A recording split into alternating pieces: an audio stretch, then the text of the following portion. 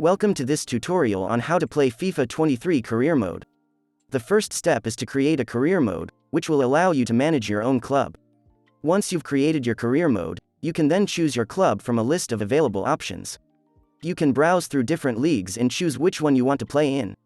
Once you've chosen your club and league, you can then set the general settings of the career mode. This includes things like the length of the season, the difficulty level, and other options that will affect the gameplay. You'll also need to decide on preseason tournaments, which can help you prepare your team for the upcoming season. Once you've set up your career mode, you're ready to get started. But wait, there's more. You'll also need to know how to actually manage your club. As the manager, you'll need to make decisions about which players to sign, who to play in each match, and how to develop your team's tactics and strategies. With a bit of practice, you'll soon be leading your club to glory in FIFA 23 Career Mode.